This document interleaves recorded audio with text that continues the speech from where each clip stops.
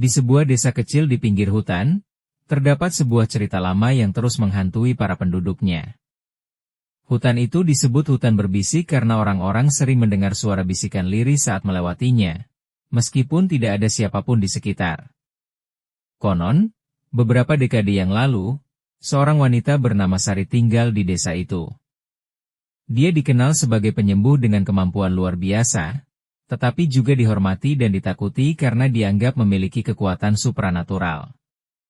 Namun, ketika wabah penyakit melanda desa, banyak warga yang menyalahkan Sari, menuduhnya sebagai pembawa sial.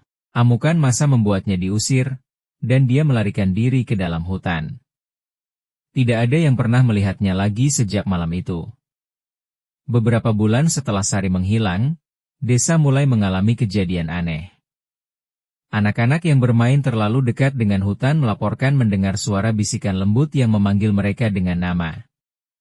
Beberapa orang dewasa yang mencoba mencari kayu bakar di hutan merasa ada yang mengawasi, dan beberapa bahkan mengaku melihat sosok bayangan putih melayang di antara pepohonan.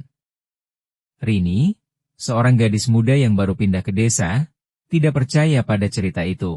Baginya, itu hanyalah tahayul yang diciptakan untuk menakut-nakuti anak-anak. Suatu malam, Rini dan teman-temannya memutuskan untuk membuktikan bahwa cerita itu hanya omong kosong. Mereka menantang diri untuk memasuki hutan setelah matahari terbenam.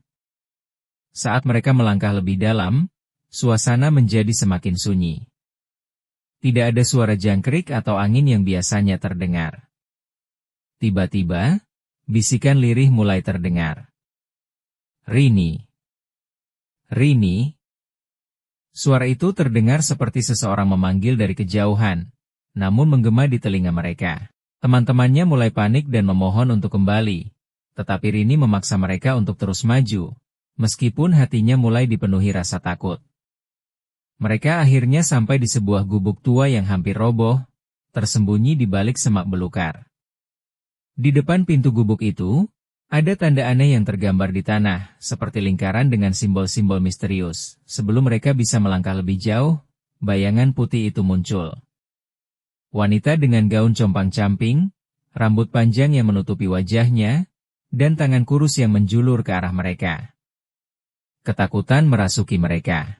Teman-teman Rini berlari, tetapi Rini tetap terpaku di tempatnya. Matanya terpaku pada wanita itu. "Kenapa kau memanggilku?" bisiknya, hampir tanpa sadar. Sosok itu mendekat, dan Rini akhirnya melihat wajahnya. Mata hampa itu menangis darah, dan bibirnya membisikkan kata-kata, "Mereka harus membayar." Sejak malam itu, Rini tidak pernah kembali ke desa.